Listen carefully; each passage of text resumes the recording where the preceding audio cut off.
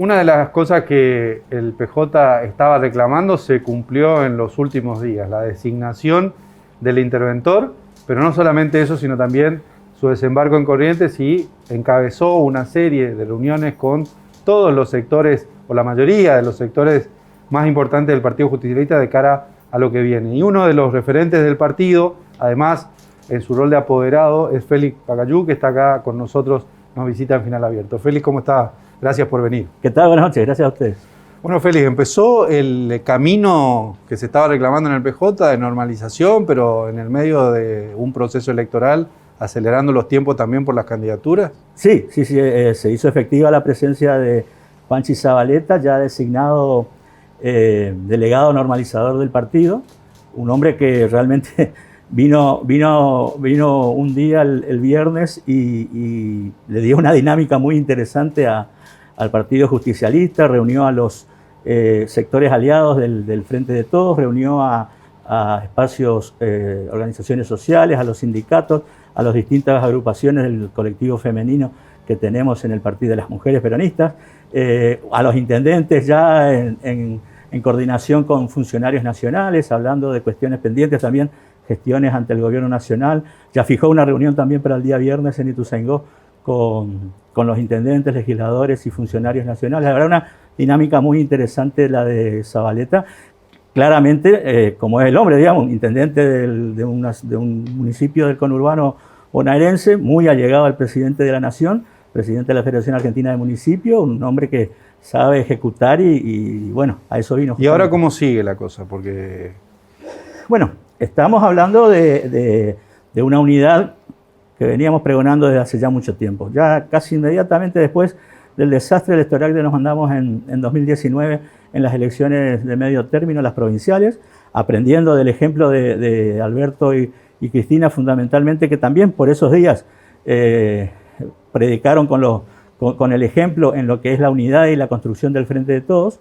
Desde ese mismo momento, sobre todo después de la asunción de Alberto Fernández, nos hemos dedicado a trabajar en el conjunto, recorriendo toda la provincia, hablando de la unidad y con el impedimento que aparece en el medio con la pandemia, vaya impedimento.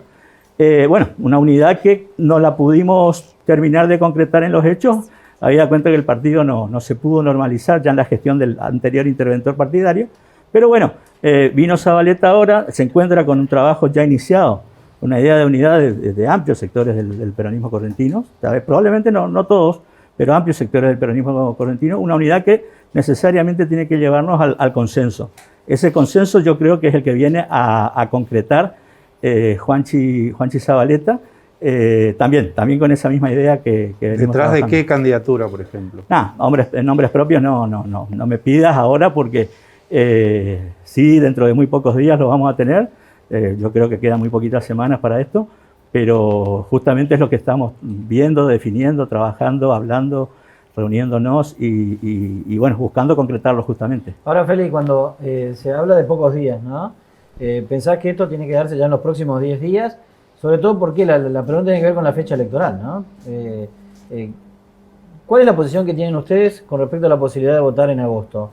¿Estaría imposibilitado el gobierno provincial de convocar, el Ejecutivo, de convocar, por ejemplo, para el 29 de agosto? Son dos preguntas ahí. Sí. En los próximos días va a ser seguramente la concreción Sí. de los nombres propios de las principales candidaturas a nivel provincial. O sea, 15 días tienen los principales... candidatos. No, 15 días no, pero en los próximos días. No nos pongamos un término, pero va a ser muy pocas semanas. Y por otro lado, el gobernador no puede convocar el 29 de agosto o en agosto a elecciones de gobernador y vicegobernador. Tiene un impedimento constitucional y del Código Electoral, que claramente fija dos requisitos ahí para la elección del gobernador y vicegobernador. 4 y 2 meses. Que claro, recién el 10 de junio puede sacar el decreto de convocatoria. Claro. Y la ley electoral, el Código Electoral vigente desde hace muchos años en la provincia de Corrientes, y desde la intervención Habla de 90 federal, días. habla de 90 días. O sea Entonces que sí. estamos hablando que la elección provincial no puede ser sino entre el 10 de septiembre y el 10 de octubre, Pero, tal como fueron las 3 últimas elecciones. Salvo que modifique el Código Electoral. A no ser que modifique el Código Electoral. Ahora, ¿cómo Para eso hace falta una ley nada más. Hace falta una ley. Y el oficialismo tiene mayoría. El oficialismo tiene mayoría. Ahora, estamos viendo que a nivel nacional el oficialismo y gran parte de la oposición han acordado postergar un mes las PASO nada menos para salir del mes más crudo del invierno, que es agosto, pasar a septiembre las PASO, y resulta que nosotros en Corrientes, pudiendo votar en octubre, vamos a ir a votar en agosto. Es un contrasentido absoluto, estamos exponiendo a un riesgo absolutamente innecesario. Pero está bien, al Félix, pueblo pero eso es una correntino. cuestión de oportunidad política y demás. sí. Digo, si modifican el código electoral por una ley, lo pueden hacer. Lo pueden hacer. Ahora, va a ser la cosa más insólita que se haya hecho en materia electoral en Corrientes, porque si a nivel nacional y el conjunto de las provincias estamos disparándole al invierno para votar, se está por cambiar una ley nacional nada menos que para postergar las elecciones un mes, nosotros pudiéndola hacer un mes después, en octubre, las estamos por Ahora, adelantar. Félix, ¿saben que esa es la discusión que se viene en la legislatura? Seguramente, pero será un contrasentido muy grande. Yo no entiendo. O sea, el peronismo se va a oponer. Sí, entiendo que nos vamos a poner, porque esta opinión que estoy vertiendo, si bien no es una opinión orgánica, ya es una opinión que está generalizada dentro del peronismo, sí. Ahora, yendo a la maquinaria electoral, digamos, lo que hay que pensar de cara a las elecciones, ¿cómo están trabajando sabiendo que una parte, para tratar de seducir a este electorado después del 2019, como usted decía, una parte se hace en la campaña, pero otra parte también es el dispositivo electoral, la fiscalización? ¿Cómo están trabajando teniendo en cuenta que este año va a haber más escuelas o más lugares para votar atendiendo a los dispositivos por la pandemia, ¿no? Mirá, justo hoy hablábamos de esto, Gabriela, en una reunión barrial que venimos haciendo aquí en la ciudad de Corrientes y se están haciendo en distintos lugares de la provincia, previendo ya que efectivamente una de las decisiones que la justicia electoral va a tomar seguramente es ampliar el número de escuelas, aumentar el número de escuelas para que haya menos mesas por escuela. Tiene sentido esto porque hay que proteger a la gente, hay que evitar que la gente se junte. Esto es un contrasentido más adelantar las elecciones si estamos hablando que tenemos que disparar del invierno para votar. Y en ese sentido estamos con una maquinaria electoral a punto en esto, digamos. Tanto el PJ como el conjunto de los partidos y sectores políticos que integramos el Frente de Todos, tenemos cómo fiscalizar esto. No hay problema, no es un problema para nosotros que se amplíen la cantidad de escuelas porque sabemos que es una medida necesaria, lo hemos venido conversando en el Consejo Consultivo que se armó casi informalmente entre partidos políticos, como una necesidad para evitar que el pueblo correntino se amontone, se agolpe en las escuelas con una mayor posibilidad de contagio. Pero también debemos disparar al invierno. Esto también tenemos en claro para esto. Octubre es el mejor mes para votar.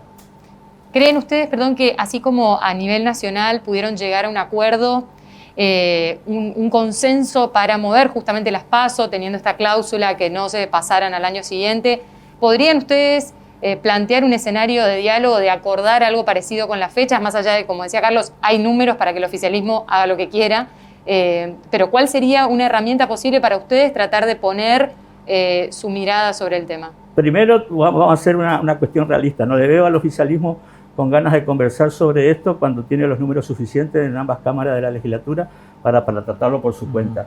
Y segundo, que la razón, reitero lo que ya acabo de decir, la razón por la cual se han postergado las PASO es porque estamos tratando de salir de agosto a septiembre para evitar el mes más crudo del invierno, como nosotros los correntinos, teniendo la posibilidad de votar el primero o el segundo domingo de octubre a elegir a gobernador, ya bien alejado de las PASO y bien alejado de las elecciones de noviembre que van a quedar las generales nacionales, vamos a estar adelantándolo a agosto cuando efectivamente en Corrientes está el frío húmedo más crudo en esa época del año. Está bien, Este Felipe, es el argumento. Yo no le veo dos razones. No le veo al oficialismo con necesidad de acordar con nosotros cosas que no tuvo en otras oportunidades, no acordó y nos pasó por encima. Y por otro lado, no nos veo al peronismo y al conjunto del Frente de Todos razonando en positivo sobre esto. Nosotros tenemos que preservar la integridad física, la salud del pueblo correntino. Este no es un buen argumento. De todas maneras, es una discusión política que seguramente se va a dar en esos términos, más allá incluso de la cuestión de la pandemia, digamos. Sin duda que es así, porque claramente el sentido de adelantar las elecciones por parte del gobierno provincial seguramente obedece a alguna especulación en cuanto a la oportunidad de la elección. Nosotros estamos yendo más al fondo de la cosa, que es preservar la salud de los correntinos. Ahora, la salud de los correntinos hace que votemos en el mes más cálido, no en el mes más frío. Te pregunto en tu carácter también de apoderado, porque ahí yo no soy apoderado en este momento. No, pero lo fuiste y manejás información que es sensible también porque hay una serie de cambios que se vienen hablando ya en el ámbito judicial que tiene que ver con lo siguiente, que también hay toda una cantidad de cosas previas a las elecciones que hacen los apoderados, presentación de nombres, presentación de alianzas, presentación de candidatos.